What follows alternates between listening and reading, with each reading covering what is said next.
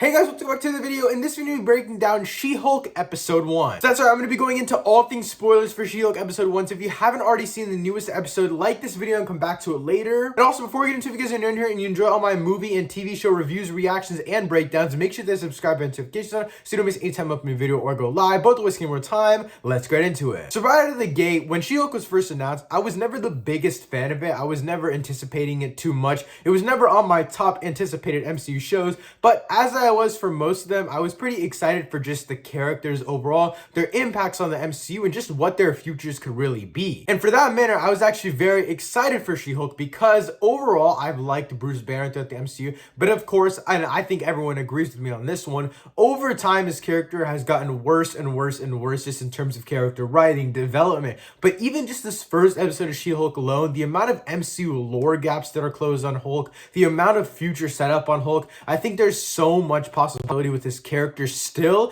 and I'm super excited to see what they do with him in the future. Connections to comic storylines like World War Hulk, more stuff from Sakaar, from like Thor Ragnarok. There's just so much more to this character that we are yet to explore, and I'm so excited for his future. But now to get to the episode itself. So in the beginning of the episode, we see Jennifer Walters practicing her closing statements, and they mention her hulking out during that speech and stuff like that, and she's like, oh, I'm not a Hulk, or I'm a Hulk, but I'm not like that, whatever, blah, blah, blah. And then she literally looks at the camera and says, yeah, about that.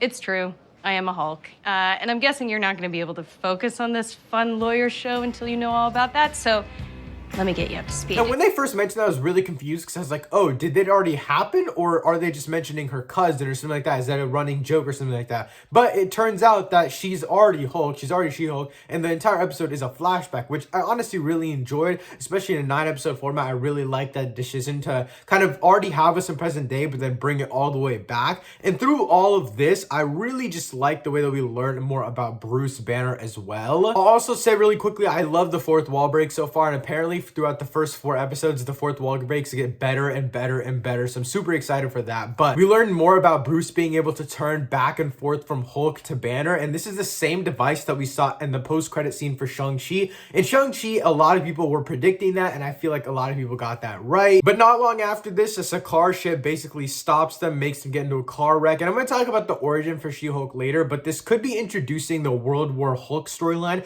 for Hulk's future. Now, this story and this Incredible Hulk solo story has been rumored for a very, very long time. There's just been issues behind the scenes with Universal Pictures. Back to World War Hulk. So it basically would include Hulk's long lost son, Skaar. And we know that time works differently on Sakaar. And so the way that it could play out is that Hulk's time on Sakaar could also be the time that he had a family. Now, we only know he was on Sakaar for a few years, but obviously since time moves differently, he could have been on there for decades. Who even knows? So Skaar could also be fully grown up and now he's looking for his dad.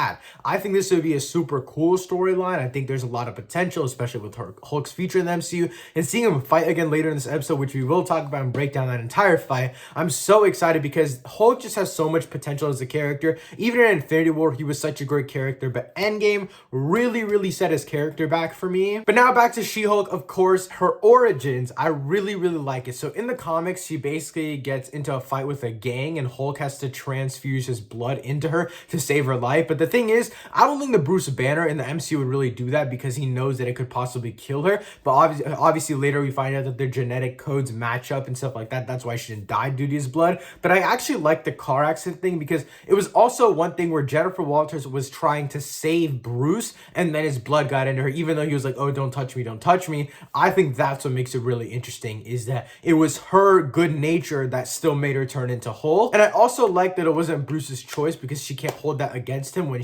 he's trying to teach her something. And I kind of like the dynamic that they set up in this episode a lot. Of course, now we get to the safe house in Mexico, and in the safe house we actually do see an Iron Man helmet. It resembles more of the Ultron bots that are broken down than an actual Iron Man helmet, but nevertheless we do see that. But also in the background we see a Gladiator helmet, and this is probably the one that Hulk wore on Sakaar. And then most of the rest of the time on Mexico is just She-Hulk learning how to control her powers. But I think what stands out from all of this, Of course, She-Hulk's great. I love her story, and I like the way that they're progressing through it very, very quickly. But the drama behind Bruce's stories is really, really good. Talking about how he had to go through 15 years of training, and it took so long for him to control all of his anger. I love all of that story, and just filling in the gaps of MCU lore in this episode was really, really well done. Because a lot of times it has to do with Tony or Natasha, and I like that they're mentioning it, and I like that whenever he mentions it, he does get a little bit sad, of course. But yeah, again, this drama behind Hulk's story is just really, really good. I'm really enjoying the way that they're building up his lore again. And just in general, I like the comparisons between She-Hulk and Hulk himself. I actually like how they don't dumb Hulk down, because in the MCU, especially in just Ant-Man and the Wasp, I'll say specifically, it feels like they tried to dumb down Ant-Man a lot just to make Wasp look a lot better, smarter, stronger, whatever you want to say. But here, Hulk is still stronger, Hulk is still smarter, but the thing is, Jennifer Walters just has more of a head start. She's able to control her anger better. She is doing all of these smaller things that turned Hulk into who he was. She's just getting it down a lot faster, and I really, really like that. And I like the way that they're actually playing into their actual abilities. Like, of course, Jennifer Walters is going to be more acrobatic than Hulk. It's like comparing bodybuilders and gymnasts and stuff like that, and I really, really like that. We also see a lot more of that between the fight of She-Hulk and Hulk. And before we get to the fight between She-Hulk and Bruce, there were a little bit more specific MCU lore details that they did say that I wanted to go over really quickly. Specifically, the one about Tony and Bruce building the bar, and Tony always drinking and complaining about Steve. This was during the blip and stuff like that, and I really just love that little detail. He also talks about when people start to see you as a monster, like that one time, it can change everything about how people feel about you, look at you, just one incident. And I really love that, because I do feel like all these Hulk messages that Jennifer Walters just thinks he's spewing to spew, I think they're actually all going to come in handy by the end of this show, and I'm very excited to see it. And then, of course, we get to the She-Hulk versus Bruce fight, and She-Hulk and Bruce, I love that their powers are so different, but they're using them the same ways, and it's actually entertaining. Like when Hulk does that clap, but then She-Hulk does a bunch of the claps, we know that that's one of Hulk's weaknesses from the Incredible Hulk, and we haven't really seen that move be used at all in the MCU, but to see them both do it back and forth was so, so cool, and I'm so excited to see the future of Hulk, because this episode really just showed the potential again to me. I do think they're setting up maybe not World War Hulk, but I do think they're setting up something much bigger for Hulk's future, and I'm very excited after this episode. But now, of course, we get to the final part of this episode, the courtroom scene, the courtroom fight scene to be specific, against Titania, and it was not good, I'm gonna be honest. The She-Hulk versus Bruce fight was much better, but it's not that Titania is like a bad villain, like we barely know anything about her, that's not my problem, but the problem is just that it was so poorly edited, it was just choppy, and like Titania was in one place and then she was throwing a desk, and then She-Hulk was in one place, she was catching and throwing the desk back, and then she did one punch and it was over. Like, it wasn't anything actually entertaining. It was a little cool introduction to She-Hulk, like